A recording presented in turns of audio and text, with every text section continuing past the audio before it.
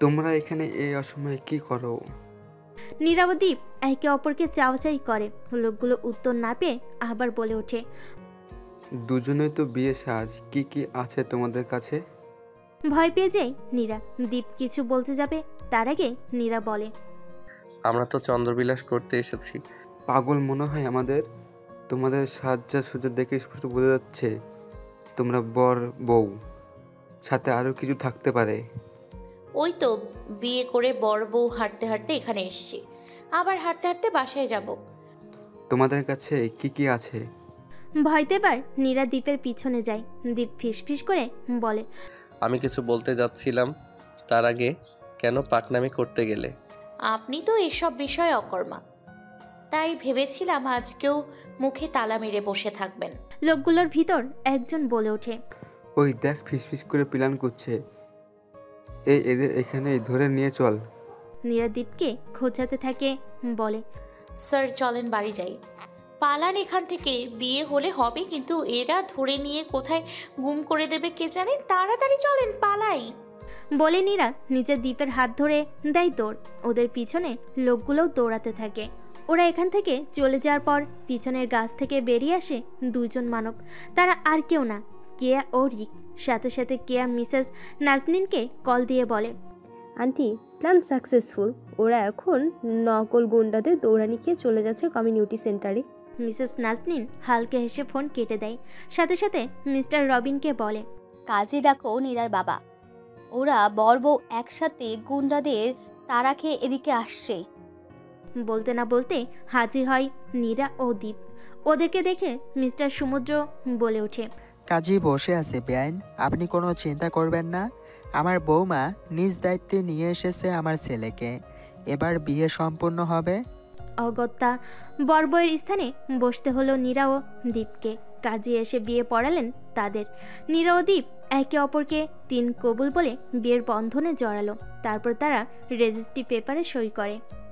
বিয়ের কাজ শেষ হলে কেয়া ও রিক আসে সেখানে। কেয়া নীরার কাছে বসে বলে, দোস্ত, মন খারাপ করিস না, জাস্ট চি। আর বলতে দিল না নীরা। এবার নীরা নিজেই বলে, এবার নিশ্চয় বলবি দোস্ত, কবুল বললেই তো আর বিয়ে হয় না। ভুলেও এখন এই পাপের কথা বলিস না। 3 কবুল বলে আমি ফেসে গেছি ক্যাডার সাহেবের বিদ্যাসাগরে। নীরার এই কথা শুনে হেসে দেয় বিয়ে বাড়ির সবাই। ঠিক সেই সময় উপস্থিত হয় ওই 5 জন গুন্ডা। একজন যে নীরাকে একা পেয়ে হাত ধরে টান দিয়েছিল, আর বাকিরা যারা নীরা ও দীপকে একসাথে ধরে নিয়ে যেতে চেয়েছিল। কে ওদেরকে দেখিয়ে বলে, পাগল নাকি? আজ আর বলতাম না যে কবুল বললেই বিয়ে হয় না। আসলে এতদিন আমি যা কিছু করেছি আন্টির ইনস্ট্রাকশন মেনে। কয়দিন আগে বাড়ির সামনে বখাটে নানটুকে তুই টাকা দিয়ে রেখেছিলি আর বলেছিলি যে আজ তুই পালাবি, ওটা আন্টি দেখে নেয়। তাই তো আন্টি আমাকে সব বলে দিত, তোকে কোথায় কখন কিভাবে রাখবো। আর ওই যে লোকটি তোকে স্টেশনে টিচ করে, উনি হলো কমিউনিটি সেন্টারের দারোয়ান। আর এই যে 4 জন তোদের তাড়া করেছে, ওনারা হলো বাবুর্চি। আন্টি টাকা দিয়ে তোদের সাথে এই কাজ করেছে। নীরা একবার তাকায় কেয়ার দিকে, আরেকবার তাকায় মিসেস নাজনীনের দিকে। মিসেস নাজনীন নীরার কাছে এসে বলে, তুমি চলো ডালে ডালে, আমি চলি পাতায় পাতায়। তোমারই তো মা আমি, কি করবে না করবে সব কিছুর খোঁজ খবর রাখতে হয়। এই জন্য তো আজ সারাদিন নজরে নজরে রেখেছি তোমাকে। মুখ ভোতা করে বসে আছে নীরা। এরা সব তার শত্রু। তাকে বানিয়ে দিল বিদ্যাসাগরের বউ। তবে নীরা নিজেও কম না, মনে মনে প্রতিজ্ঞা করে, এই ক্যাডার সাহেবকে যদি আমি বিদ্যাসাগর থেকে না সরিয়েছি, আমার নামও মুনজেরিন নিরানা। কে এবার খাবারের দিকে যায়। রাত অনেক হয়েছে, এখন ক্ষুধা লেগেছে তার। খাওয়ার জন্য টেবিলে বসতে যাবে, রিক এসে বলে, তো বিয়ান সাহেব, প্ল্যান সাকসেসফুল হলো, এবার কি আমরা বন্ধু হতে পারি? বন্ধুত্ব করাই যায়, খারাপ হবে না। তাহলে বিয়ান সাহেবের নাম্বার দেন, মাঝে মাঝে খোঁজ খবর নিব। কে দিল নাম্বার রিককে। তারপর একসাথে খেতে বসে তারা। বিয়ের কাজ সম্পূর্ণ করে সবাই বাড়ি ফিরে। নীরাকে দীপান্বিতার ঘরে নিয়ে যাওয়া হয়, ভালো করে সাজিয়ে দিয়ে তারপর দীপের ঘরে আনা হয়। দীপ এখনও আসেনি। নীরা ঘরটি ভালো করে দেখতে থাকে। তার প্রিয় হলুদ গোলাপ ও সাদা কাঠগোলাপ দিয়ে সাজানো খাট, নীরার কাছে খুব সুন্দর লাগে। বিয়ের সব কিছুই নীরার কাছে সুন্দর লাগে, শুধু ওই বর ছাড়া। এমন থাপ্পড় থেরাপি দিতে থাকলে কি করে তাকে বর বানানো যায়? এমনিতেই তার ক্যাডার সাহেব দেখতে মাশাল্লাহ কোনো হিরোর থেকে কম না। ওই যে একটা গোমরা মুখ আর কথায় কথায় থাপ্পড় থেরাপি, এই জন্য অপছন্দ নীরার কাছে। দীপ এসেছে রুমে। দীপকে দেখার সাথে সাথেই সবাই রুম ত্যাগ করে। সবাই চলে যাওয়ার পর দীপ দরজা লাগিয়ে দেয়। নীরা শুকনো ঢোক গিলতে থাকে, কিন্তু দীপ নীরাকে পাত্তা না দিয়ে আয়নার সামনে যেয়ে হাত থেকে ঘড়ি খুলতে থাকে। চোখের চশমা হালকা ঝুঁকে নাকের দিকে আসে। নীরা তাকিয়ে থাকে দীপের চেহারার দিকে। এই লোকটি এখন তার বর ভাবতেই গায়ে হালকা শিহরণ দিয়ে গেল নীরার। দীপ এসে বিছানায় শুতে যাবে, অমনি নীরা বলে ওঠে, আপনি এই খাটে ঘুমাবেন? এছাড়া কোথায় ঘুমাবো? আপনি খাটে ঘুমালে আমি কোথায় ঘুমাবো? আমি কি জানি, বনে জঙ্গলে সমুদ্রে যেখানে মন চাই ঘুমাও। আমি এখন ক্লান্ত, ঘুমের দরকার আমার। বলে দীপ শুতে যাবে। নীরা আবার বলে ওঠে, না, আপনি বিছানায় ঘুমাবেন না। আগে আমার 3টি শর্ত আছে, এগুলো শুনবেন, তারপর আপনি ঘুমোতে পারবেন। এই রাতে আবার কিসের শর্ত? প্রচুর ক্লান্ত, আমি ঘুমাতে হবে। আসছে আমার ঘুম পাগলা। কি মনে করেন আপনি আপনার একারই ঘুম আছে? আমার ঘুম নেই? আমারও ঘুম আছে, কিন্তু এখন যদি এই কথাগুলো না বলি তাহলে আর বলতে পারবো না। বললেও শুনবেন না আপনি, এটা আমি ভালো করেই জানি। তাই ভালোই কথাগুলো শুনুন। না শুনলে এখন আমি দিব এক চিৎকার। আমার চিৎকার শুনে কেউ না আসলেও তাদের মাইন্ড কোন দিকে যাবে বুঝতে পারছেন? সবাই বলবে, ওই দেখো বউ পাগলা ক্যাডার সাহেব, এক রাত পার হতে দিল না, বউ পাগলা হয়ে গেছে। কি শর্ত বলো? আমার শর্ত 3টি হলো: 1, বিছানার ওই কোণায় থাকবেন আর আমি এই কোণায়, আমার ধারে কাছেও আসবেন না। 2, আমাকে মাসে মাসে প্রচুর কসমেটিক্স ও ড্রেস কিনে দিতে হবে। আফটার অল আমি আপনার একমাত্র বউ। 3, ক্লাসে আমি পড়া না পারলে, বই না নিলে, বেশি বেশি গল্প করলে আমাকে বকাঝকা করতে পারবেন না। বলুন, রাজি? মামার বাড়ির আবদার পেয়েছো? প্রথম শর্ত মানা যায় যদি দ্বিতীয় শর্তের কথা না বলতে। বউয়ের কাছে যেতে পারবো না, আবার বউকে কিনা মাসে মাসে আমার কসমেটিক্স আর ড্রেস কিনে দিতে হবে। আবার ক্লাসে পড়া না পারলে কি না কিছু বলা যাবে না। আমি স্কুলের ছাত্রী না যে আপনি আমাকে বকাঝকা করবেন, পানিশমেন্ট দেবেন। শর্তে রাজি না হলে বলুন, আমি দিচ্ছি এক চিৎকার। বলে যে নীরা হাঁ করে অমনি দীপ বলে ওঠে, আচ্ছা ঠিক আছে, রাজি আমি, সবগুলো শর্তে রাজি। Good, very good. কিন্তু এই মুঞ্জেরিন নীরা তো কারোর মুখের কথা বিশ্বাস করে না। এক কাজ করুন, নিজের হাতে এখানে 3টি শর্ত লিখে নিচে লিখুন। আমি এগুলো অক্ষরে অক্ষরে পালন করব। মান সম্মানের কথা ভেবে দীপকে খাতা কলম বের করে লিখে নিজের সইসহ দিতে হলো নীরাকে।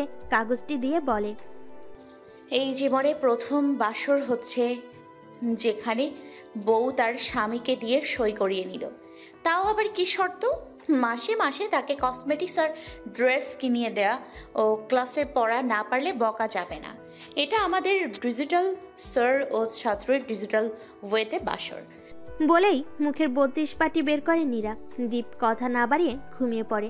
নীরব তার কথা মতো খাটের অপর প্রান্তে ঘুমায়। রাতের বেলা হঠাৎ করে দীপ অনুভব করে তার মুখে কি যেন সুড়সুড়ি দিতে থাকে। দীপ ঘুমের ঘরে মুখে হাত দিয়ে ছোট নরম তুলতুলে মুখ পেয়ে ভয়তে লাফ দিয়ে উঠে দেখে নরম তুলতুলে জিনিসটি আর কেউ না, মিনি। রেগে মেগে দীপ মিনিকে হাতে নিয়ে ফুলারে ছুঁড়ে মারে। মিনি কান্না করতে থাকে। মিনির কান্নার শব্দ পেয়ে নীরার ঘুম ভেঙে যায়। উঠে দেখে দীপ মিনিকে ছুঁড়ে ফেলেছে। রেগে গিয়ে নীরা বলে ওঠে, আপনি আমার মিনিকে মারলেন কেন? দীপ নীরার দিকে তাকিয়ে বলে, আসলে বাসর রাতে বিড়াল মারতে হয় তো, তাই আমি বাসরের বিড়াল মারতে না পারলেও আসল বিড়াল মারলাম। এবার হয়েছে শান্তি। নীরা কিছু না বলে মিনিকে কোলে নিয়ে আদর করতে করতে ঘুমিয়ে পড়ে। দীপও নিজের মতো করে ঘুমিয়ে যায়। সকাল সকাল বাইরে থেকে চিৎকার চেঁচামেচির শব্দে ঘুম ভেঙে যায় দীপ ও নীরার। ঘুম ঘুম চোখ নিয়ে নীরা বসে, তারপর বলে ওঠে, সকাল সকাল শ্বশুর বাড়িতে ডাকাত পড়লো নাকি? শ্বশুর বাড়িতে আসতে পারলাম না, প্রথম দিনেই ঝগড়াঝাটির শব্দে ঘুম ভাঙলো।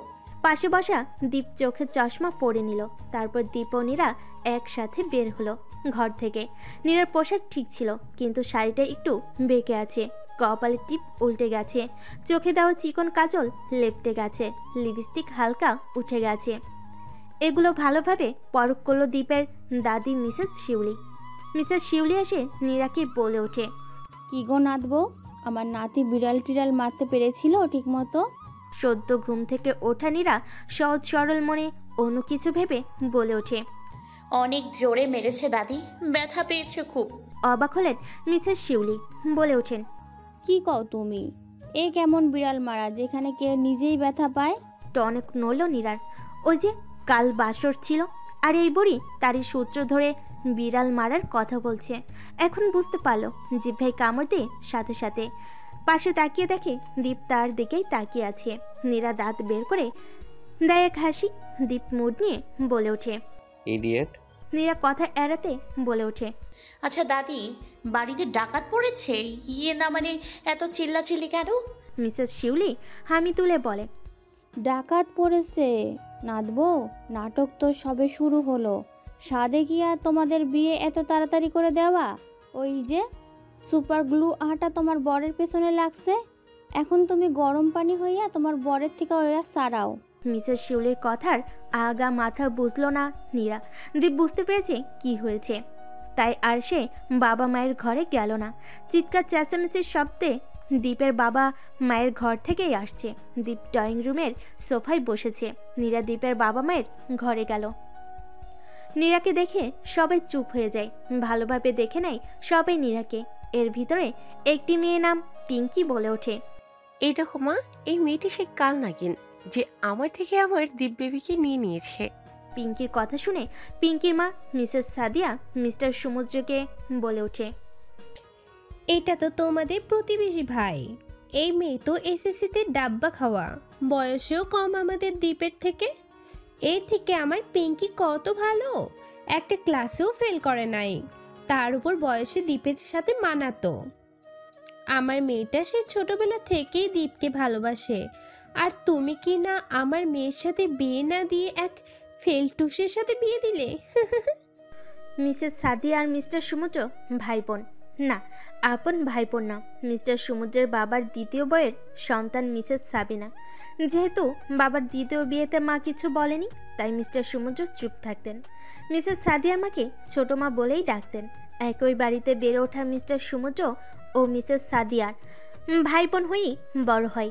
মিস্টার সমুদ্রের মনে বাবার জন্য অভিমান থাকলেও কখনো প্রকাশ করেনি। বাবার মৃত্যুর আগে তাকে ওয়াদা করতে হয় যে সে কখনো মিসেস সাদিয়াকে অবহেলা করবে না। তাই এখনও ভাই বোনের সম্পর্ক অটুট আছে। মিসেস সাদিয়ার মা ছোটবেলায় মারা গেছেন, এজন্য মিসেস শিউলি তাকে বড় করেছেন। কিন্তু মিসেস সাদিয়া হয়েছে একদম তার মায়ের মতো কুচুটি ও লোভী। এজন্য মিসেস শিউলি এদের মন থেকে পছন্দ করে না। মৃত স্বামীর ওয়াদা পালন করেন শুধু, তা নহলে মিসেস সাদিয়ার সম্পত্তি আলাদা করে সেই কবেই নিজের মতো করে থাকতে পারত। মিসেস সাদিয়ার ন্যাকা কান্না সহ্য হয় না মিস্টার সমুদ্রের। তারপরও তিনি নম্র কণ্ঠে বলে ওঠে, আমাদের নীরা একবার এসএসসিতে ফেল করলেও পরের বার কিন্তু ও A+ পেয়েছে। শুধু একবার ফেল করেছে বলে ওই 2 সাবজেক্টটিতে হায়ার মার্কস ওঠাতে পারেনি। বাকিগুলো কিন্তু ওর সব 80-র উপরে মার্কস। আর বয়স আমাদের কাছে বড় ফ্যাক্ট না। আমাদের সবার মনে নীরার জন্য আলাদা জায়গা তৈরি হয়েছে। আমরা শত চেয়েও পারিনি দ্বীপের জীবনে অন্য মেয়েকে আনতে। আমার সাবিনা আমার কাছে কখনো কিছু চায়নি, এই প্রথম বলেছে সে তার পুত্রবধূ হিসেবে নীরাকে চায়। আমিও না করতে পারিনি। বউয়ের একটাই চাওয়া, এটি তো পূরণ করতেই হবে। অবাক হলেন মিসেস সাবিনা। শুধু তার একার চাওয়া, আর কারোর চাওয়া ছিল না? কি সুন্দর নিজেকে বাঁচাতে বইয়ের নামে দোষ। কিছু বললেন না তিনি। এখন রাতে একা পেলে ব্যাটাকে বোঝাবে, মিথ্যা দোষ দেওয়ার মজা কি? নীরা ইমোশন হয়ে মিসেস সাবিনাকে জড়িয়ে ধরে বলে, আন্টি, তুমি আমাকে এত ভালোবাসো, আমিও তোমাকে অনেক ভালোবাসি। মিসেস সাবিনা জড়িয়ে ধরে নীরাকে, মনে মনে বলে, ওরে মা, তোকে আমরা যতই ভালোবাসি তার থেকে বেশি তোকে ভালোবাসে তোর ওই ক্যাডার সাহেব। এই জন্যই তো পিঙ্কি 10 দিনের জন্য বাইরে ঘুরতে যাওয়ায় সাথে সাথে তোর ক্যাডার সাহেব আমাদের হাতে পায়ে ধরে তোর বিয়ে দেওয়ায়। মনের কথা মনে রাখলেন মিসেস সাবিনা। নীরাকে আপাতত জানানো যাবে না দীপ যে তাকে ভালোবাসে। এই মেয়ে যে পড়াচোর, যদি জানতে পারে তাহলে দীপকে ভালোবাসায় ব্ল্যাকমেল করে পড়াশোনা বাদ দিয়ে নাচতে শুরু করবে। পিঙ্কি এসে বউ শাশুড়ির ভালোবাসা দেখে ভেংচি কাটে, বলে ওঠে, ঢং দেখলে বাঁচে না। অভ্র ওখানে দাঁড়িয়েছিল। পিঙ্কির কথা শুনে বলে ওঠে, আসো তোমার নাক টিপে ধরে রাখি, শ্বাস আটকে মারা যাবে সাথে সাথে, তাহলে আর ঢং দেখতে হবে না। দীপান্বিতার সাথে সাথে অভ্রর মুখ চেপে ধরে বলে, ছি বাবা, এসব বলতে নেই। মিসেস সাদিয়া অভ্রকে সহ্য করতে পারে না, উটকো ঝামেলা মনে করে এই অভ্রকে, তাই তিনি বলে, এই আসছে আরেক হতভাগা, যার জন্মের ঠিক ঠিকানা নেই, সে আবার আমার মেয়েকে মারতে চায়। তেতে ওঠে দীপান্বিতা, সাথে সাথে বলে, মুখ সামলে কথা বলো ফুপু। আমি মানছি ছোট মানুষ, এর ভিতরে কথা বলে ভুল করেছে, কিন্তু আমার ছেলেকে নিয়ে একটা বাজে কথাও বলবে না। আমি এসব সহ্য করব না। ও কোথায় কিভাবে হয়েছে তোমাকে না দেখলেও চলবে। এর জন্য নানু, নানি, মামা, মা এরাই আছে। আমিও আছি, অভ্রর মামি। হাত উঁচু করে বলে নীরা। বেশি তর্ক করতে গেলে পরিবার বিচ্ছেদ হয়ে যাবে, এর ফলে নিজের স্বার্থ হাসিল হবে না। তাই মিসেস সাদিয়া চুপ হয়ে যায়। এমনিতেই পিঙ্কিকে এই বাড়িতে থাকতে হবে, পড়াশোনার জন্য ঢাকায় মামার বাড়িতে থাকে পিঙ্কি। মিস্টার সুমুজ বলে ওঠে, আচ্ছা এসব কথা এখন বাদ, সন্ধ্যায় বৌভাত অনুষ্ঠান হবে। অনুষ্ঠানটি আমাদের ছাদে করা হবে। সেসবের আয়োজন শুরু করা হোক। দ্বীপের ছুটি খুব কম, তাড়াতাড়ি শেষ করে ওকে আবার কলেজ যাওয়া লাগবে। সবাই সম্মতি জানিয়ে যে যার মতো কাজে চলে যায়। নীরা বের হবে, কিন্তু কিছু একটা ভেবে পা থামিয়ে পিঙ্কির দিকে তাকিয়ে ভালোভাবে পিঙ্কিকে দেখে নেয়। মনে মনে অনেক কিছুই এঁকে ফেলে নীরা। এরপর প্রস্থান করে নিজের ঘরে। ঘরে এসে নীরা ফ্রেশ হওয়ার জন্য ওয়াশরুমের দিকে যায়। তখনই দীপ বের হয় ওয়াশরুম থেকে। দীপের গায়ে একটি টাওয়াল থাকে শুধু। নীরা দীপকে দেখেই অন্যদিকে ফিরে চোখ বন্ধ করে নেয়, তারপর বলে, বেলজ্জা পুরুষ মানুষ, ঘরে যে আপনার বউ এসছে এটা কি ভুলে গেছেন? দীপ আলমারি থেকে কাপড় নিতে নিতে বলে, ঘরে বউ এসেছে এটা ভুলিনি, তবে ঘরে যে বউরূপে বেগানা রমণী ঢুকেছে এটা ভুলে গেছি। কি দিন আসলো, বউয়ের থেকেও নাকি নিজেকে প্রোটেক্ট রাখতে হবে। বউ শব্দটি নীরার কানে বাজতে থাকে। মূলত কবুল বলার পরপরই এই ক্যাডার সাহেবকে কেমন অন্যরকম লাগছে তার কাছে। ক্যাডার সাহেব বদলায়নি, বদলেছে তো নীরার মন। এতদিন এই ক্যাডার সাহেব ছিল তার শিক্ষক, এখন ক্যাডার সাহেব তার 3 কবুল বলা বৈধ স্বামী। ভাবতেই মনের ভিতর দিয়ে শীতল হাওয়া বয়ে নিয়ে যায়। নীরার চোখ বন্ধ অবস্থায় ফিল করতে পারে দীপ তার নিকটে এসেছে। অতি নিকটে এসে দীপ বলে, চোখ খোলো। নীরা না বোধক মাথা নাড়ে, তারপর বলে ওঠে, আপনি উলঙ্গ, পোশাক দ্বারা নিজেকে আবৃত করে নিন, তারপর চোখ খুলব। দীপ নীরার মাথায় আলতো চাটি মারে। ব্যথা পেয়ে চোখ খুলে নীরা দেখে দীপ পোশাক পরেছে। দীপ বাইরে যেতে যেতে বলে, যত সব আলতো ফালতো চিন্তা মাথায় ঘুরপাক করে, তাই না? ফ্রেশ হয়ে ড্রয়িং রুমে আসো। সকালের খাবার দুপুরে খাওয়া আমি পছন্দ করি না। দীপ যেতেই নীরা নিজের মাথায় নিজেই বাড়ি দিয়ে বলে, I hate my mind. Fresh হয়ে দীপান্বিতার কথাতে একটি গোলাপি শাড়ি পরল নীরা। তারপর দীপান্বিতা নীরাকে নিয়ে এলো ড্রয়িং রুমে। সবাই একসাথে সকালের খাবার খাবে বলে অপেক্ষা করছে। দীপ এসে খাবার টেবিলে বসেছে। প্রায় সবাই বসে আছে। নীরাকে দীপের পাশে বসাতে যাবে, তার আগে পিঙ্কি এসে দীপের পাশে বসেছে। সবাই পিঙ্কির এই কাজ দেখে ক্ষিপ্ত হলো, শুধু মিসেস সাদিয়া বাদে। বসতে বসতে পিঙ্কি বলে ওঠে, খুব ক্ষুধা লাগছে মামি, তোমাদের বৌমার জন্য কত অপেক্ষা করতে হয়, এখন খাবার দাও। দীপ হাত মুষ্টিবদ্ধ করে চেয়ার ছেড়ে উঠতে যায়, তার আগে নীরা বলে ওঠে, কি কপাল, আর নতুন বিয়ে করা জামাই বউ আমরা। কোথায় এখন বর বউ একসাথে বসে খাবো, তা না মাঝখানে দেয়াল হয়ে বসে আছে আমার ফুফাতো ননদ। বলি বরের যদি তার বোনের পাশে বসে খেতে হয় তাহলে বিয়ে করেছিল কেন? আমাকে শফিস হিসেবে সাজিয়ে রাখবে বলে? এটুকু বলেই নীরা পিঙ্কির হাত ধরে উঠিয়ে আবার বলে, আমার দুষ্টু ননদ ভাবি কিন্তু তোমার এসব কাজে অনেক মিষ্টি মিষ্টি কথা শুনিয়ে দেবে। তাই সময় থাকতে বিবেক বোধগুলোকে জাগ্রত করো। যেখানে যেই সম্পর্ক বিদ্যমান সেখানে সেভাবেই থাকো। দীপ খুশি হয় নীরার কথা শুনে। দীপ ভেবেছিল নীরা কিছু বলবে না, তাই নিজেই উঠতে চেয়েছিল, কিন্তু তার বউ যে সম্পর্কের মূল্য ধরে রাখবে এটা বুঝে উঠতে পারেনি। পিঙ্কি ভেবেছিল নতুন বউ মুখ ফুটে কিছু বলতে পারবে না।